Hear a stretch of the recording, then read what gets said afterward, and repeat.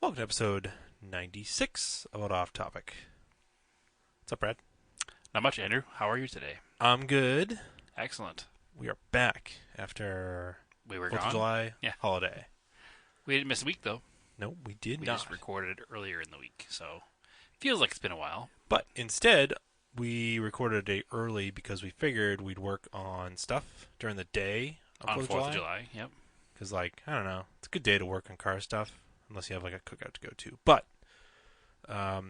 we did the Raider brakes, which was pretty cool, that we talked about. Yeah, so doing. They're done. Yeah. I mean, it stops well. The Raider finally brakes. The Raider breaks all the time, but now it stops as well. Mm-hmm. Which is good because, it never really has, and I've always just kind of dealt with it. Yeah.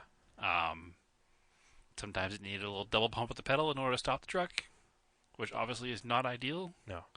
And now it works like It's like perfect. It's like a goddamn sports car now. It brakes so good. Yeah. No, it's the way it should. Yeah, no, it brakes really well. Because we've done now, It's all the hydraulics. it's all everything. Like, the entire braking system is new. Yeah. From the master cylinder to the rear wheel cylinder. Yep. The only thing not new is the drums. No, the drums are No, new. the drums are new too. The front discs we didn't replace. No. Because Those they are were, a pain in the ass. and they were okay enough. Yeah. They'll probably wear to the first set of pads pretty quick. The auto hubs are really annoying to get off. Yes, it's a lot of work. So we left them on.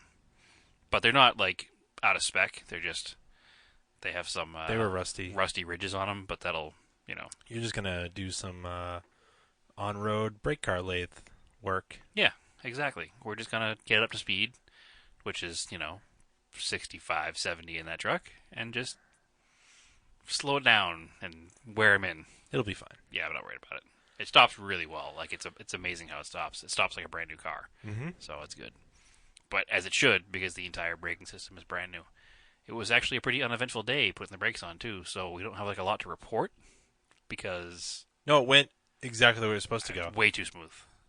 Way too smooth. All the hardware came apart. The lines came apart. I think the only challenge was the calipers have a little, like a jumper lead of brake hose in them, like a metal line that goes from, one part in the caliper to another part in the caliper.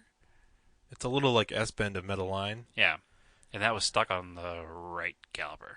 That was it. Oh, yeah, that's where my dad... We had to get the fire out. Yeah, my dad went at it with the torch while we were doing other stuff. Right. And it came off eventually. Yeah. So, thankfully. Because we didn't need to reuse the caliper, so it didn't matter if he heated it up. Yep. And ruined Yeah, the you seals never, inside obviously of it. never reheat a caliper. Never heat a caliper you plan on using because it will ruin the rubber inside. But Yeah. this was a junk, by far, caliper. Which I don't think I ever posted the picture of how rusty they were. So It was yeah, because it got hot enough that the brake fluid was steaming and coming out of the line. it was like firing out of the line. It was Yeah. pretty funny.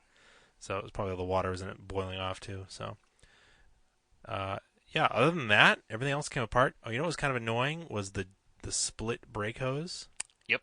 So there's a hose that's about 6 inches that goes from the caliper to halfway up the strut, or not the strut, but the Goes to the upper spring. control arm. Yeah. And then there's another one that goes from the control arm into the body. Yeah. So, and each of those is held on with this annoying little metal clip. So. Well, and then they're thread through a bracket that the hole is closed, so you can't slide it in and then put the clip in. Correct. And you can't put it through and bolt the two hoses together because the slot that they go through is slotted to hold it in place. Yeah. So it took a little creative engineering with zip ties to hold things out of the way, and then both of us fighting for it for a while, and then I think you finally got it on both sides, actually. Yeah, I figured out the puzzle. Yeah, I did not figure out the puzzle. It was what do they call it, that box you had to take apart. It was like the two nails that are bent together. The interlocked nails, yeah, exactly. You gotta turn them the right way. Yep. And then I did... So, we talked about... I had the scarlet letter R on my Montero. Oh, that's right, too, the safety rejection. Yeah. So, it turns out, I put it on the lift, and the lower ball joints were not worn out. I was like, That was the That was what the repair reason shop... it failed, correct? That's what they told me. Yeah. And just checking it, I jacked it up on the ground, and I was like, yeah, that feels like the ball joints because it was only in the bottom part. And then Okay. I put it on an actual two-post lift and started moving the wheel around, and I could see that the brake rotor was moving. I go, oh, okay. Okay. So the wheel bearing preload was off. Except you would see the brake rotor moving Yeah. if the ball joint was gone too, though. Nope. I could look at the ball joint. I did it from underneath the car, so I did Okay. it from the ball joint side. So I was pushing on the tire from the. I'm standing under the engine, pushing on the Oh, tire. so you could see it moving with the ball joint not moving. Yes. Okay, I get you. Because I'm saying the wheel and the brake rotor would move simultaneously no matter what's worn out. Yeah. That's why I was confused by your statement. No, I could see it. So those had too much. They were out of spec.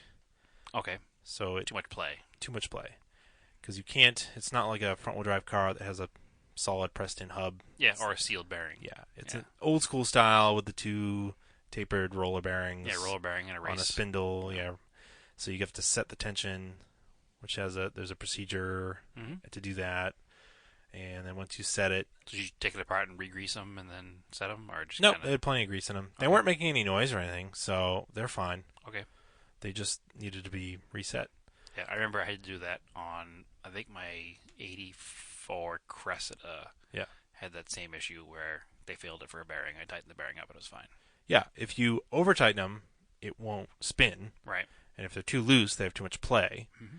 So there's a sweet spot that you follow in the factory service manual to set it, because that way, once it heats up with friction, it doesn't seize up either, Correct. and then you don't prematurely wear out the bearings. Which is common if somebody who doesn't know what they're doing does those kinds of bearings. They over tighten them. Yes. They're more often over tightened than not tightened. It is an old-fashioned setup that's not commonly used anymore. Right. So also, people don't know how to check for them, to inspect them. But most rear-wheel drive vehicles, even through the early '90s, have that setup. Right. So And the early '90s that's was 30 years ago. 20 so. years ago. So, yeah, almost 30 years ago, yeah. So, yeah, the majority of cars that around here that are still being driven and inspected are like 10 to 15 years old. Right, and That they have don't have that. bolt-on Yeah. hub and bearing assemblies.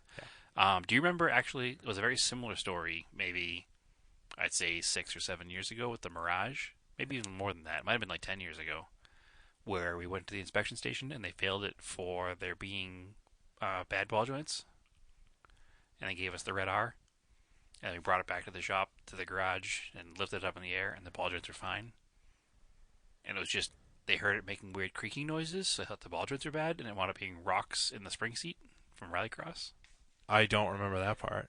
So I remember it getting a red R, but I don't remember that was what it was for. that was what it was for. It was for ball joints. They said the ball joints were bad, and the reason they said they were bad because they were making noise, which obviously isn't what a symptom of ball joints normally isn't. They're making noise. But that was the day we used because it was the night before Rallycross, and we're like, well, if the ball joints are bad, we're not going to go to a Rallycross in it.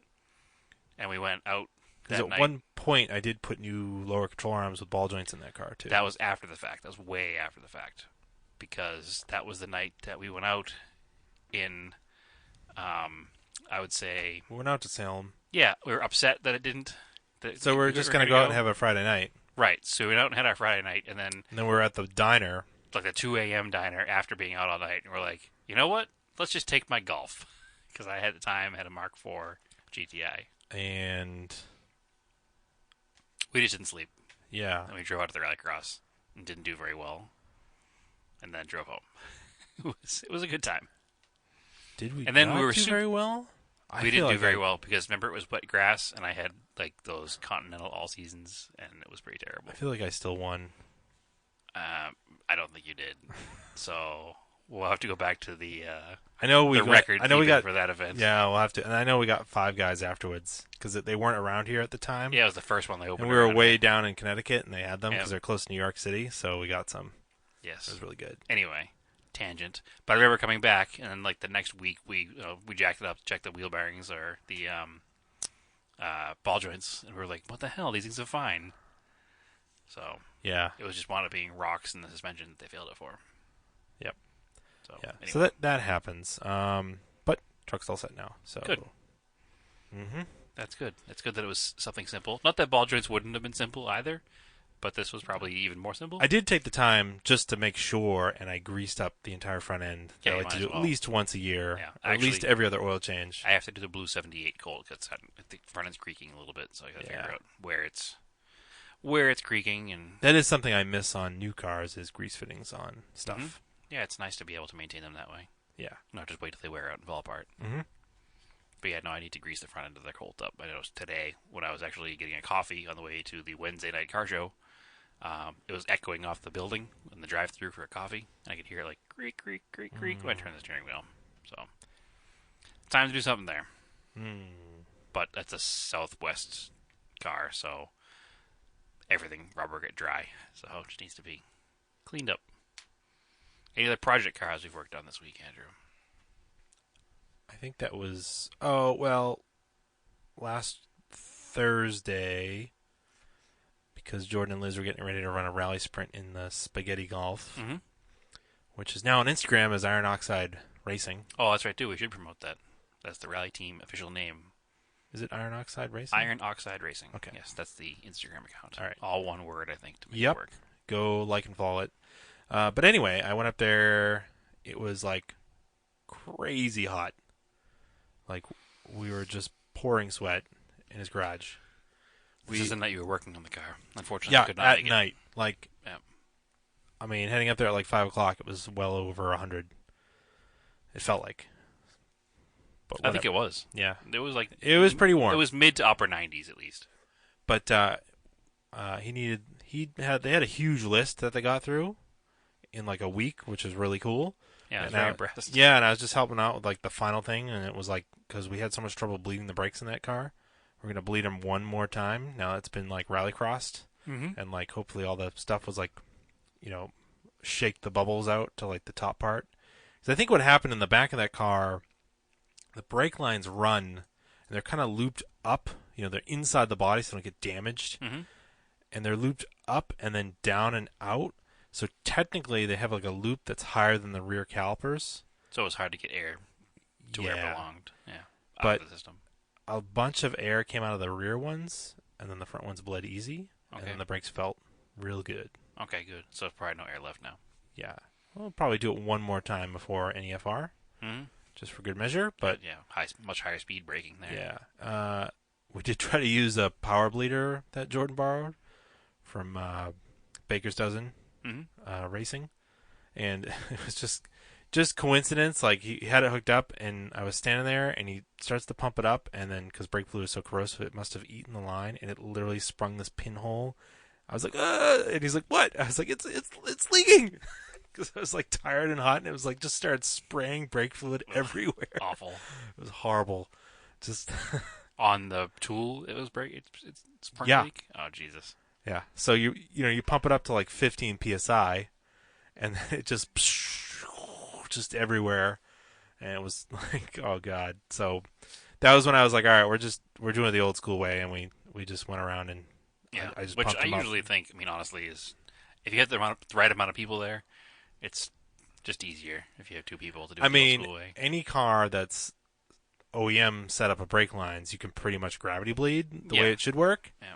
This car was just weird, so. But that got done, and I'm trying to think what else we did real quick, but Shifter assembly. that was way after. Yeah, but I mean, it happened. This is the last time we recorded. Now. Well, that happened.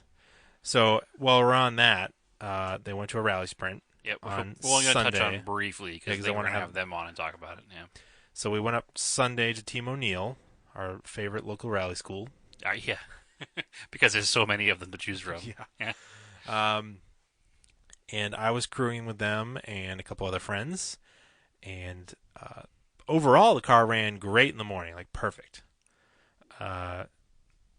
We also managed to tighten up the alternator belt. Oh, good. Like Because that was an issue. Yeah, we hulked it up and then tightened the bolts, and it stayed tight. So, car ran real great. They were happy. They went out for the afternoon. The first sign of trouble was they were backing out of the paddock spot, and it wouldn't go in reverse. And we're like, whatever. Push you out. Just put it in gear. Yep. You only need first and second. As the kids say, send it. Yeah. Yeah. Yeah, where are the stamps? Send it. Right. Then apparently they misjudged a corner and got a little stuck in a ditch and couldn't reverse out, but eventually got out. Oh, good. So That's sweep just did. sheer determination right Yeah, there. they didn't have to get swept by the sweep vehicle. They brought it back in, and it just like all of a sudden just wouldn't. It like lost all shifting ability. Okay. So, so, so they're at one end of the school, and we are kind of like in the middle part. So we like walk down there, and they're like, "Well, we can't get into gear." It was like the shifter. We did nothing. It was just like a mop and a bucket, nothing. Okay. So I went under the hood, and I was like, "Well, let me try to find first gear by moving the shifter around on the transmission." Right. Couldn't figure out where first gear was, but I managed to find reverse. So you reverse back to the paddock. Jordan reversed the car all the way back up to the paddock. Awesome. It was better than pushing it. Yeah, absolutely. Uh, Or towing it. Yep. And then Although I'm sure it's not easy to turn around in those seats and look out the back to back up that kind No. of distance. so we Through were the cage.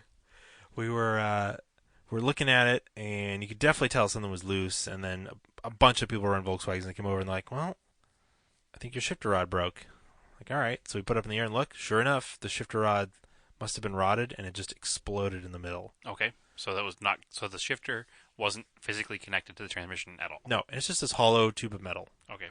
And it's right by the exhaust, so it probably gets baked. The paint gets baked off of it, and then it rotted, and Yep. whatever, you get water inside of it.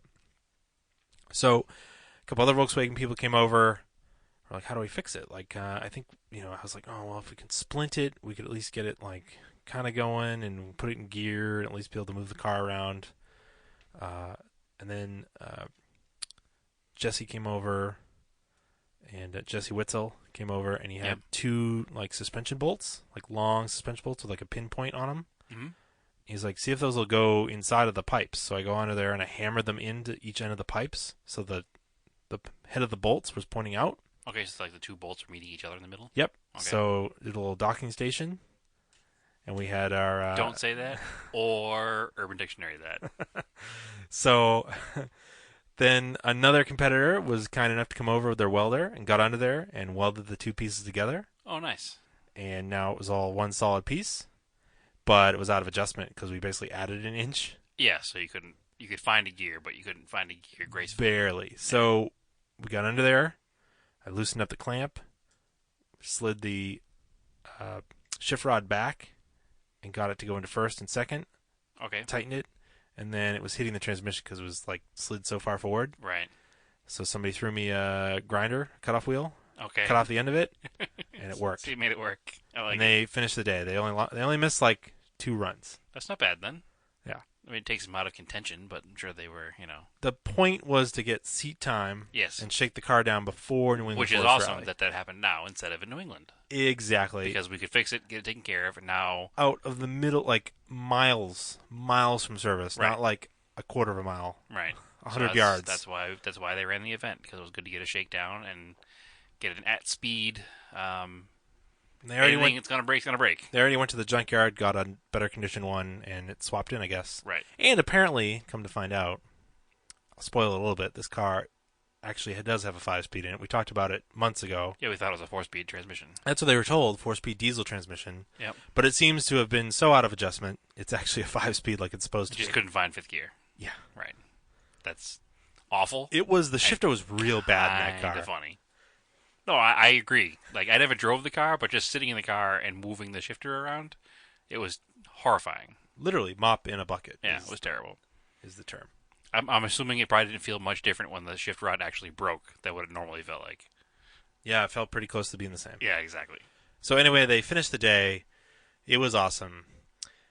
Then a crazy thing happened. They went to put the car on the trailer. No ignition. I'm like, what? That's weird. I didn't hear this part. Super weird.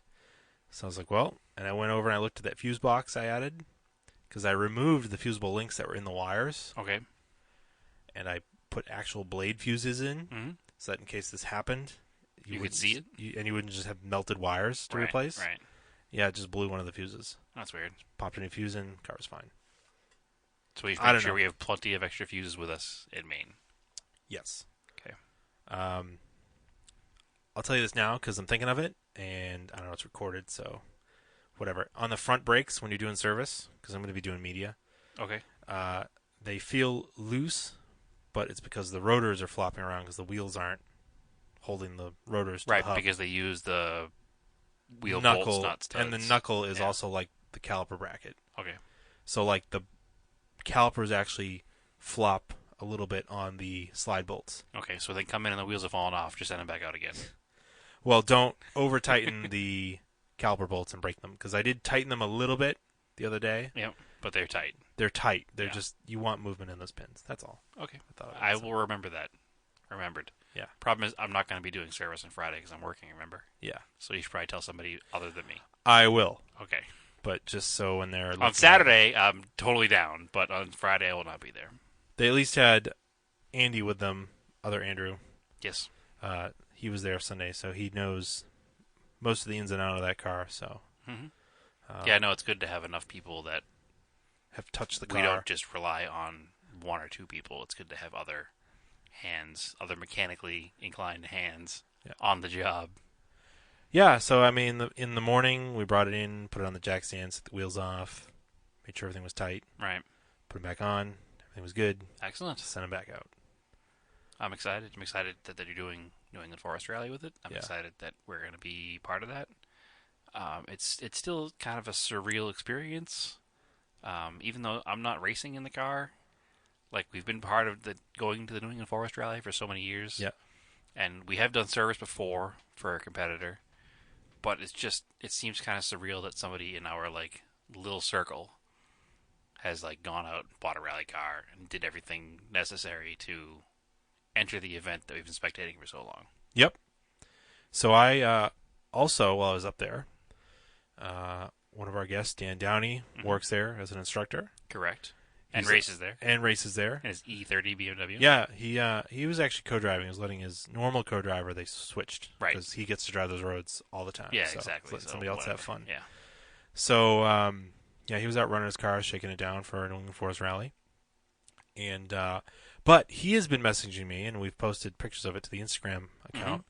The owner, Tim O'Neill, purchased, and they found and purchased back his original Galant VR4 that he raced and won the championship in Correct. 91, and I think 92 maybe. Which is a Mitsubishi-sponsored backed vehicle. Yes, and Mitsubishi apparently... and HKS.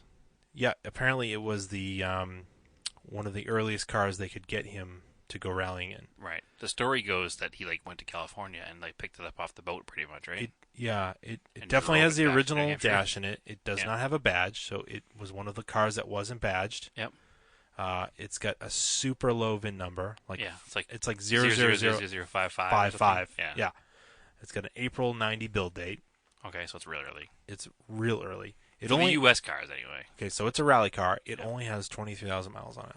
All on stage roads. Except for the 3,000 miles when he drove it home from California to New Hampshire. Yeah.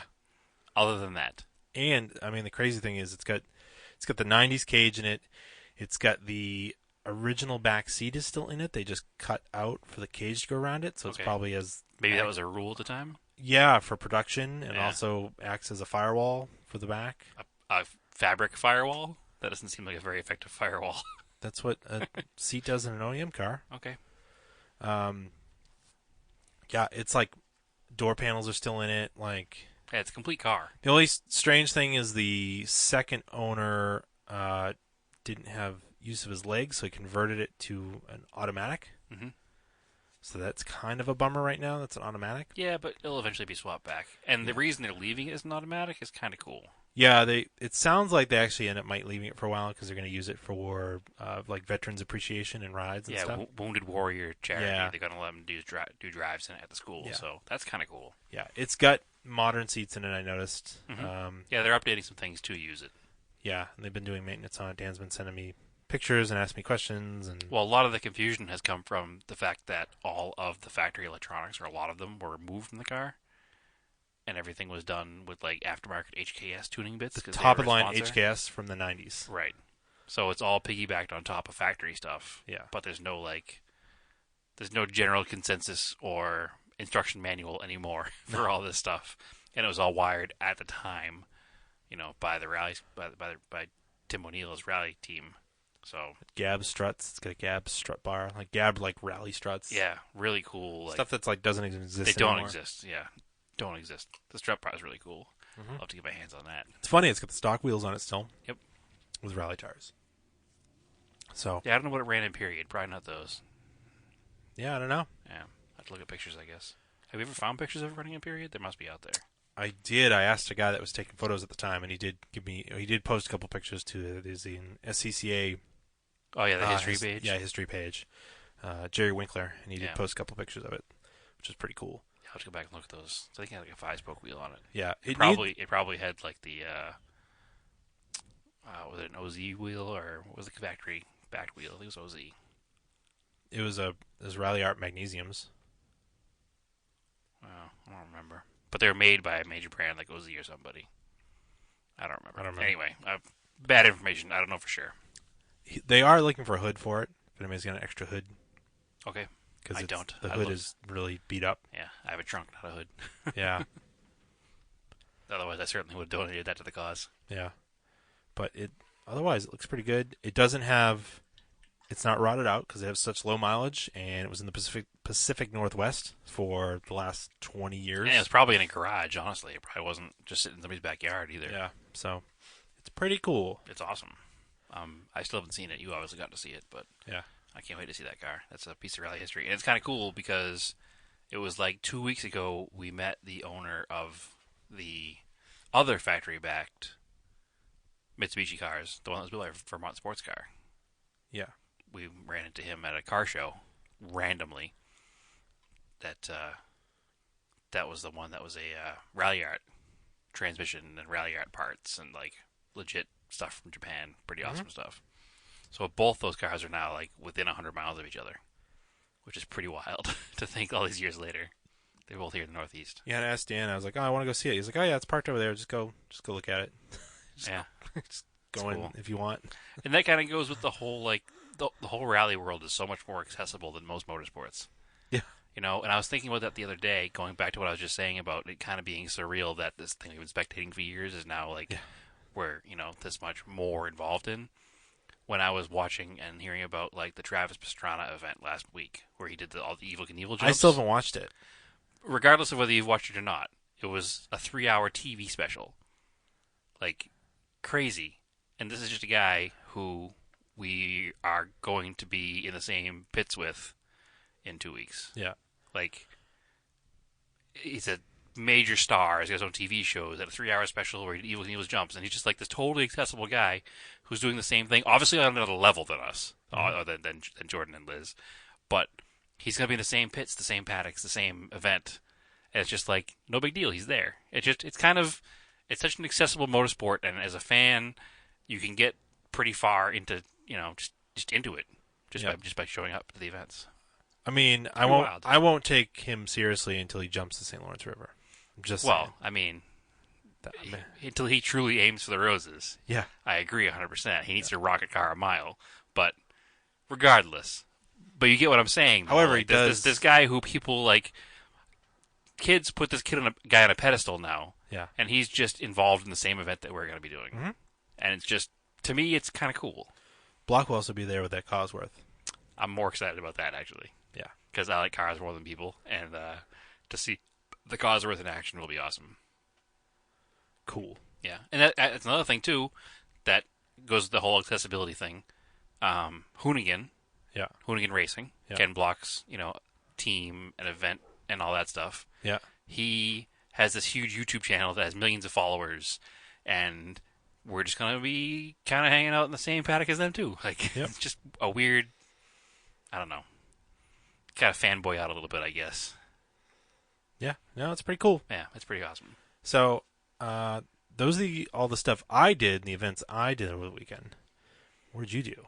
Well, I went to car shows because I'm not as cool as you. Sorry.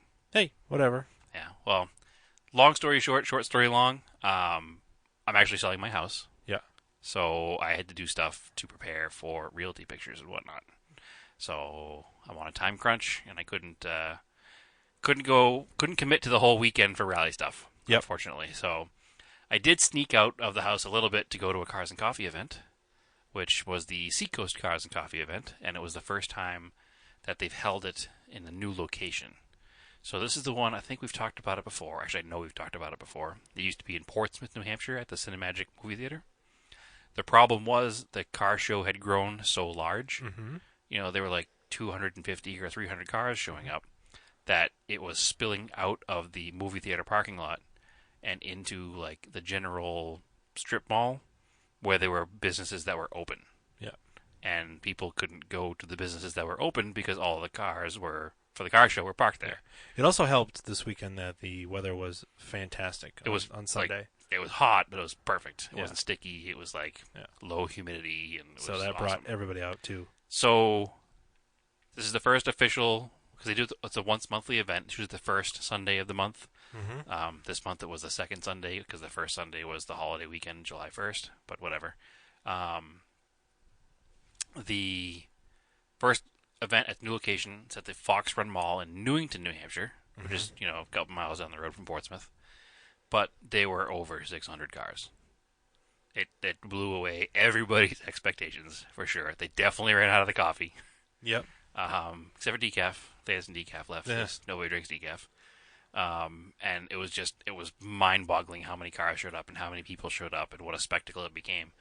The event starts at 8 a.m. in the morning. Yep. I got there at 8:01, and there were no parking spots in the main lot. That seems par of the course for Cars and Coffee. It's just not this event. It didn't used to be this way. Like this is nuts.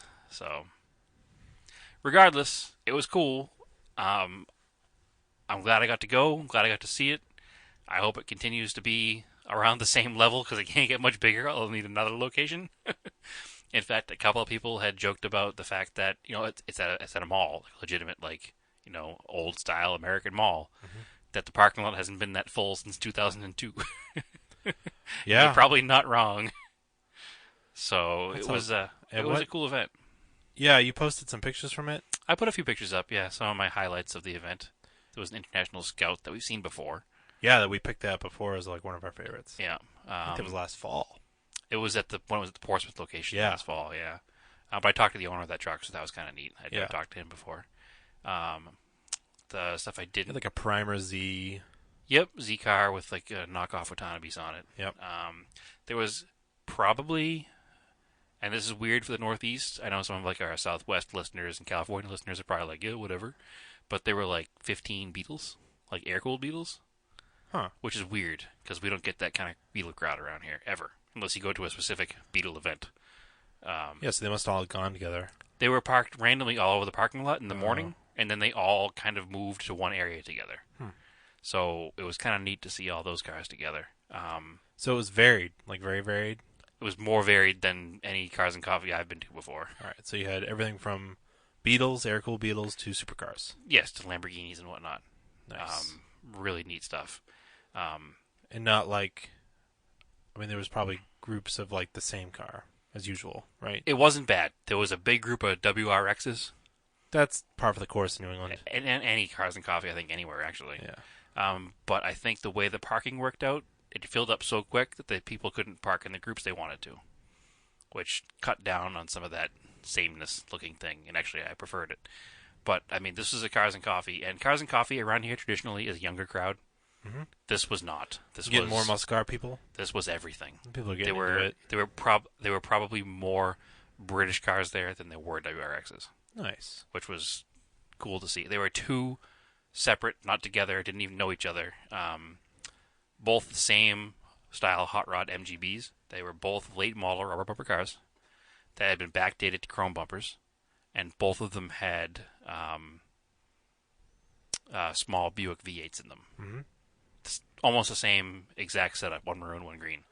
It was a very interesting setup. There was motorcycles were there, which is bigger than normal.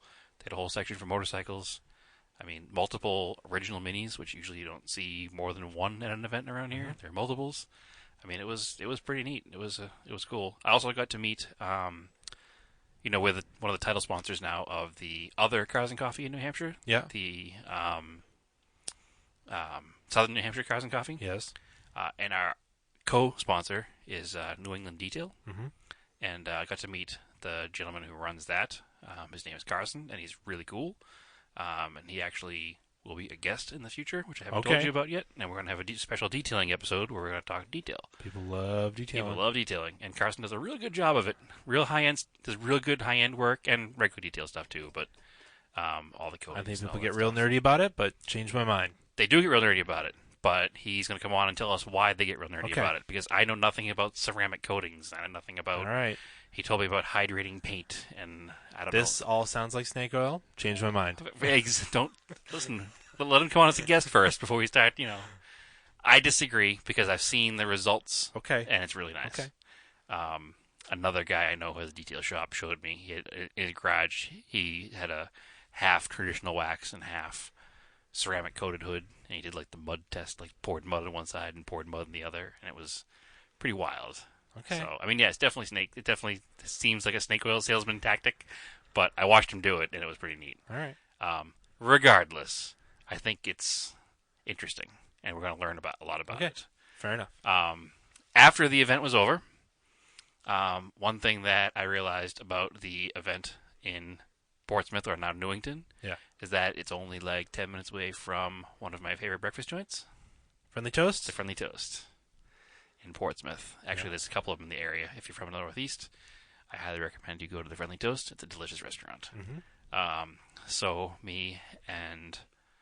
Oh, that's very improper grammar right there. But I went over there with Carson from New England Detail and Mei Lin, who is the official head in charge of the Southern New Hampshire Cars and Coffee. We went over there, and my 78 Colt and her 62 Mini Cooper had breakfast, and then took a long drive back down the seacoast through like Rye, New Hampshire, along the water, and it was a really good day.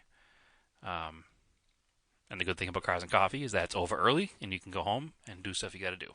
Yeah, I mean, there's a place for it. Like, cruise night's cool because you can go after work during the week. Yep. And then and that's traditionally an older crowd. Yeah, I think it's growing. There's a big section of like younger import and like Charger Challenger people. Yeah, it'll change. And, but the Cars and Coffee is nice because on a weekend, like, why it's going to change, Andrew? I get stuff to do.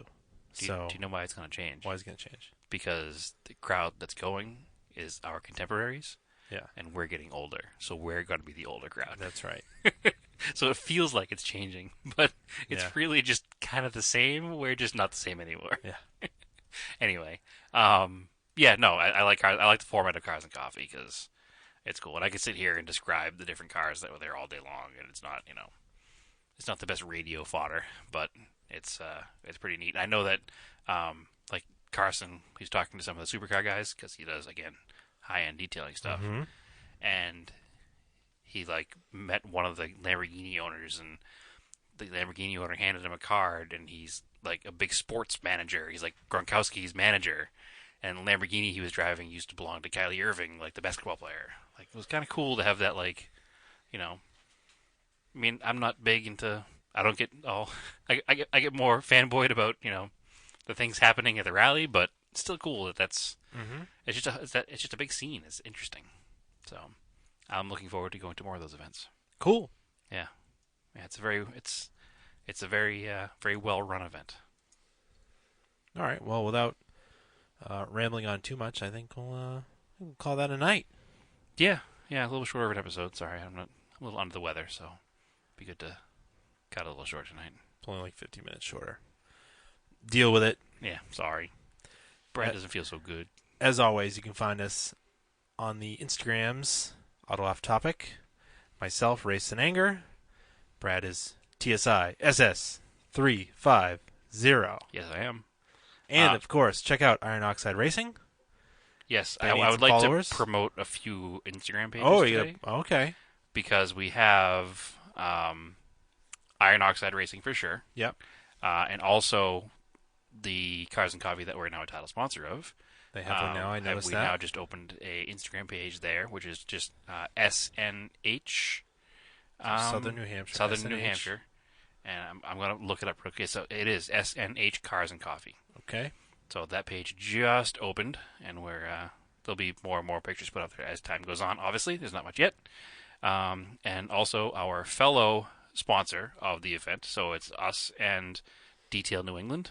And his page is just that, all one word, Detail New England. All right. So cool. You can like and follow us on Facebook, Auto Off Topic Podcast. You can email us, questions, comments, complaints, autoofftopic@gmail.com. And, of course, Auto Off Topic on YouTube. We will be adding more content.